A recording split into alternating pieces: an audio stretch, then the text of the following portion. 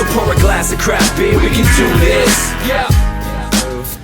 I didn't even know where to start because there's so much we want to cover. Yes. So I think first and foremost, tell us about your beer story. Like, how did you get into beer? And Sure. you've been doing this a while. Yeah, I've been doing it for a long time. I graduated college in 1996, and when I was in college, I focused my I guess I had a major was anthropology, and I minored in drinking. And so I found myself I found myself at the bar a lot more than the library. And but the one day I went to the library, I came across there was an ad for make your own. It was a brew kit, right? And I had never seen anything like that, and I was like, hey, I'll give it a try. So I ordered it up, and in my dorm room I made my first batch of beer. Amazing. And from there I just fell in love, and I started brewing all the time. And I'm sure the beer was horrible. I'm sure it was bad, but I just thought it was the best ever. Yeah. And from there, when I graduated, I moved to Vermont, and I ended up working at a brew pub, The Shed in Stowe.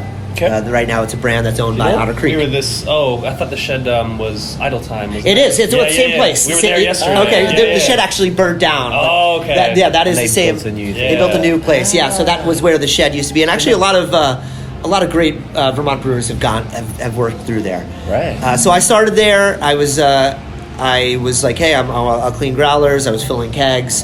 Really started from the bottom up. I want to learn every aspect of the business.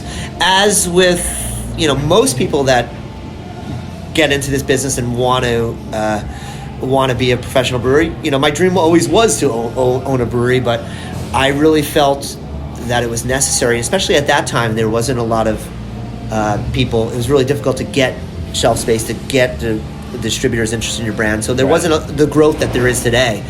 So I said, I'm going to work for a brewery, and I'm going to learn every aspect of this business that I can, and I'm going to get myself involved in every single piece. So I wanted the Shed. While the Shed was fun and it was great, I wanted to work for a small manufacturing facility, not so much a brew pub. Mm-hmm. So I sent Magic Hat my resume.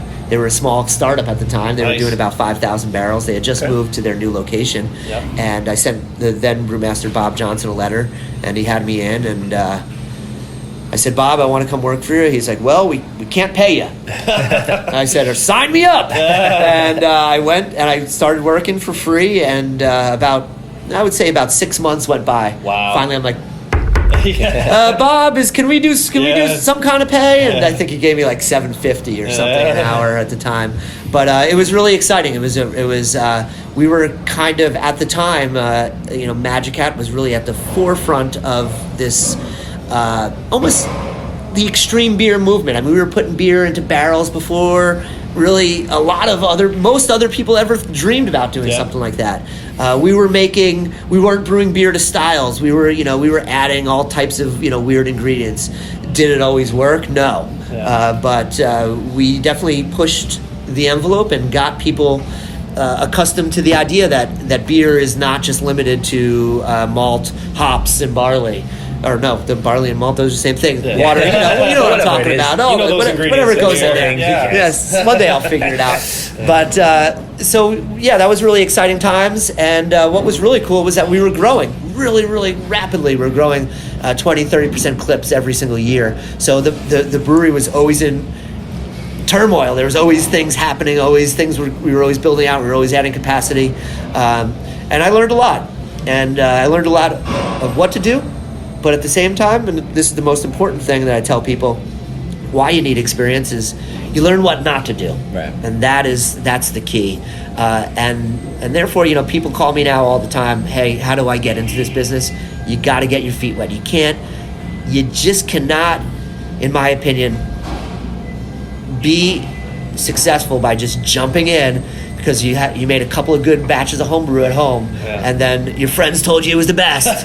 Now I'm gonna just jump in and open a brewery. I'm gonna be the brewmaster. There is a lot to learn. I've been doing this now professionally since 1996, and damn it, I learn something new every single day. So that's always my message. Stay focused. Learn. Get your feet wet, learn how to do it. If you want to open, don't lose your dream.